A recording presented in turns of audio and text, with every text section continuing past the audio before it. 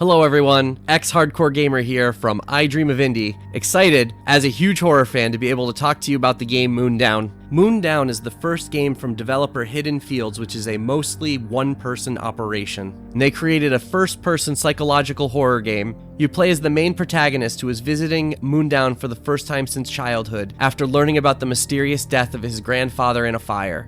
You will soon discover that something old and diabolical is haunting the remaining inhabitants. All of this is in the secluded valley of the Alps as you explore to find the meaning behind these sinister events that take place. A lot of what is going on is going to be based on some European folklore that I was not familiar with as an American. This made for a unique experience because it was not something that I had played over and over again in many other games. Immediately, we can't move any further on this game without talking about its look. The graphics on it are a very unique art style where everything is hand sketched. The main artist of the game literally drew everything by hand and scanned them into the computer to make them textures on the 3D models. As soon as you start playing it, you know you're in for a unique experience with the way that the game looks. As an owner of an RTX 2060 video card, I'm usually not able to run things at the 4K resolution, and this game continued that trend. I thought maybe because of the more simplistic style to the graphics that it would be able to run, but unfortunately I had to lower it to 2K resolution. But I was able to do that,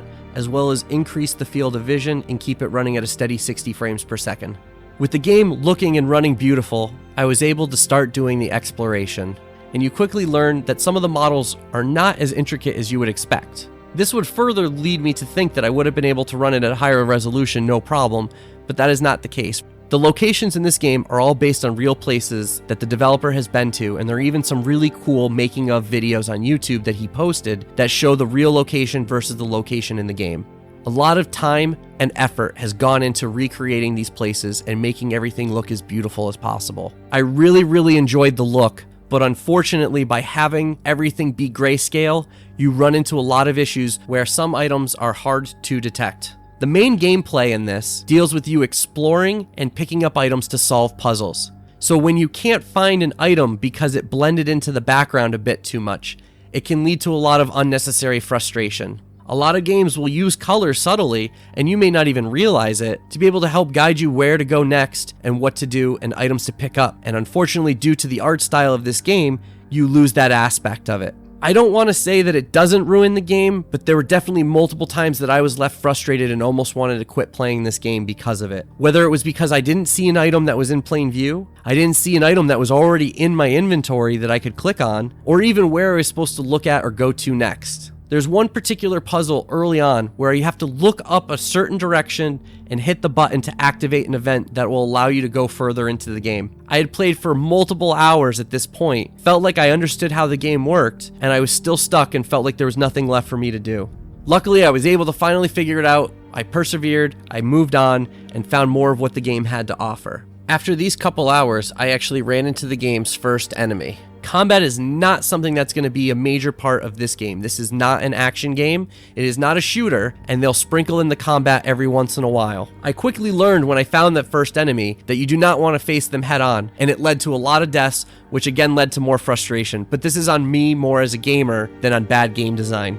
Once I learned that you actually want to avoid the combat, it was a lot more fulfilling. If you do find yourself in a combat situation, you do have a couple of options on what you can do. You can use your trusty old pitchfork, which breaks easily after only a few uses. You can use a gun, or you can have matches that you can use to set fires on various bales of hay to create barriers between you and the enemies or distractions. The character you play as is not a trained soldier like many games that you're going to play.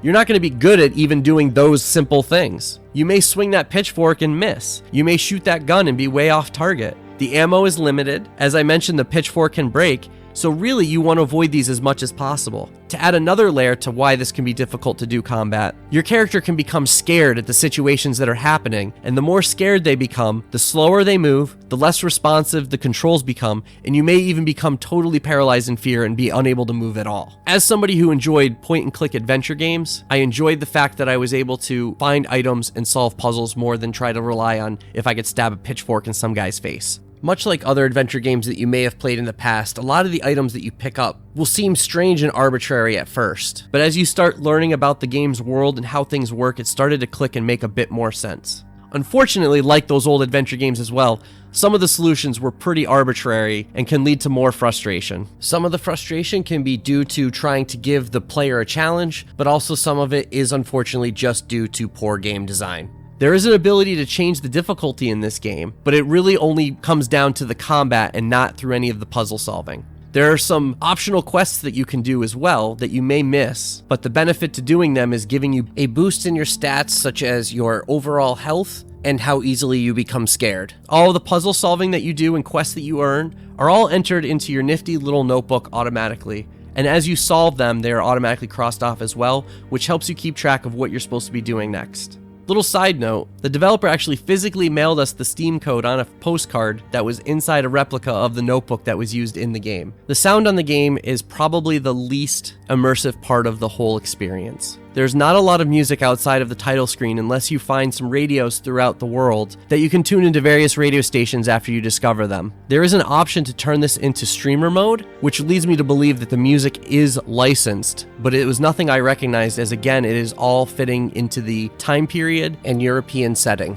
To continue with that European setting, none of the spoken dialogue is in English. The entire game is fully voice acted, which was nice to hear, but you will have to be reading the subtitles to go along with it. The sound effects are well done and fit with what's going on, but for the most part, it's going to be a quiet game. Sometimes when you're dealing with some horror games, you want to be able to have a little bit more sound to be able to really fully immerse yourself in the game, and this didn't really give me that impression. It's not that it's bad per se, it's just there's not a whole lot there to go off of.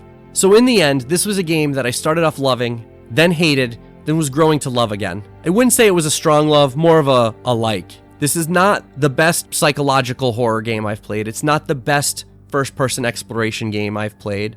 It doesn't even have the most fun puzzles to solve. But after I got some of the initial frustration and learned how the game operated in its own little unique mechanics, I was able to appreciate what was going on and wanted to be able to continue on to see what was going to happen next. The game will put you in many unique and strange situations that could be more fun if it weren't for the fact that you were having to deal with so many of the before-mentioned flaws. What it all comes down to is how forgiving you're going to be for a lot of these flaws and how much you want to be able to solve puzzles. If you're looking for some fast-paced action, this isn't going to be the game for you. But if you like exploring a unique world with a beautiful art style and being able to solve puzzles, this could be the game for you. The amount of time and gameplay that you are going to be able to get out of this game really depends on how well you're going to be able to avoid doing the battles that show up and how quickly you'll be able to solve some of the puzzles. But it also will come down to how much you're willing to pay for the game, and unfortunately there were no prices available at the time of this review.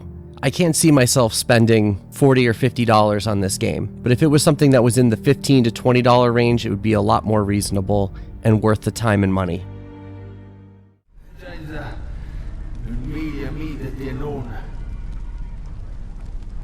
Sai per mai.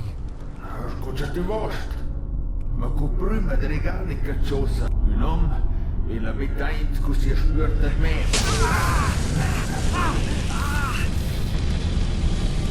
Before we go, I'd like to thank the Indie Warriors, Mitchell Hall, Kevin Lowe, Bunny, Bill Tikaz, Christian Cruz, Wesley William Semple, Kimberly H., Rossi Syntax, Chris Jackson, Nathan Moore, and Peach. Thank you very much. We do it for fans like you. What did you think? Let us know in the comments below. Feel free to like and subscribe, and we'll see you in the next video. Bye.